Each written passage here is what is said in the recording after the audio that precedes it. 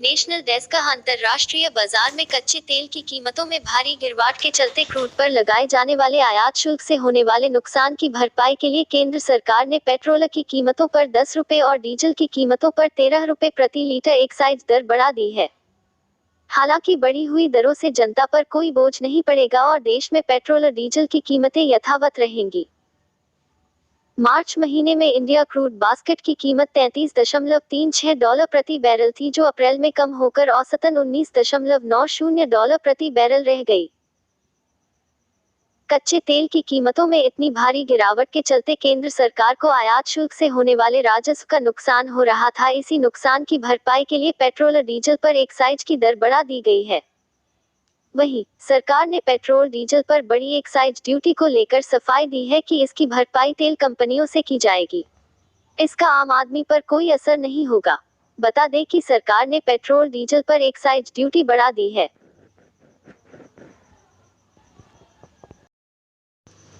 Dubai, संयुक्त अरब अमीरात UAE के शारजाह की एक बहुमंजिला इमारत में मंगलवार देर रात भीषण आग लग गई।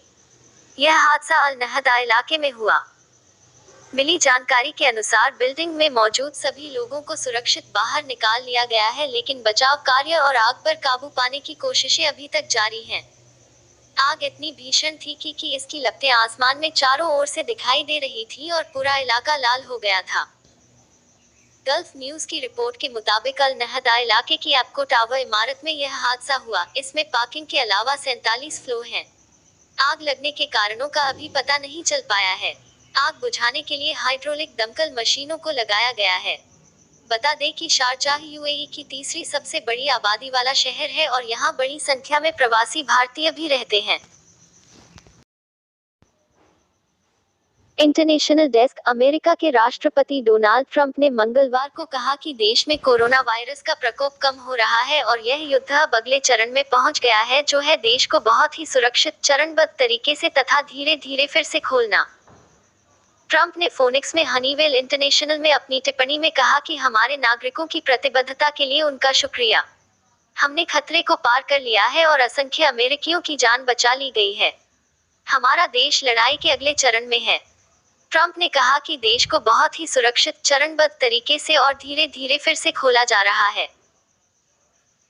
अमेरिका के जॉन्स हॉपकिंस विश्वविद्यालय के अनुसार मंगलवार तक इस जानलेवा विषाणु से 71,000 से अधिक अमेरिकी जान गंवा चुके हैं और 12 लाख से अधिक लोग संक्रमित पाए गए हैं। देश में पिछले एक हफ्ते में नए मामले और मरने वाले लोगों की संख्या में गिरावट आई है, जिसके चलते ट्रंप यह कह पाए कि देश खतरे की स्थिति से बाहर निकल आया है। उन्होंने कहा कि इस वैश्विक महामारी ने अमेरिका में आपूर्ति श्रृंखला बनाए रखने का महत्व तथा देश में एक मजबूत घरेलू विनिर्माण ठिकाना बनाने की महत्ता समझा दी है। राष्ट्रपति ने कहा कि मैं लंबे समय से इसके बारे में बात करता रहा हूं। अक्सर आप देखोगे कि किसी दूसरे देश में ऐसा संयंत्र काम कर रहा है जो आपके यहाँ भी चल सकता है तथा आप इसे बेहतर करोगे। उन्होंने कहा कि उनका प्रशासन सीधे साधे नियमों पर भरोसा रखता है, यानी अमेरिकी में बनी वस्तुएं खरीदो और अमेरिकियों की भर्ती करो। हमारे देश के लोग योद्धा हैं।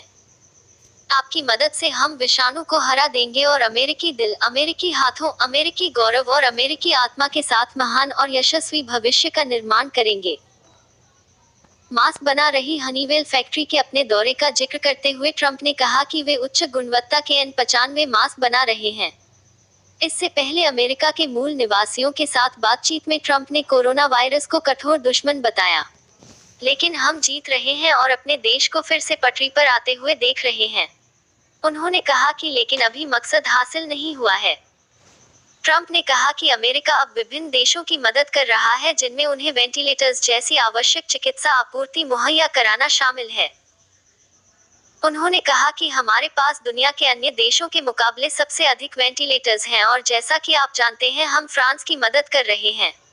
हम फ्रांस, इटली, स्पेन, नाइजीरिया तथा कई अन्य देशों की सहायता कर रहे हैं।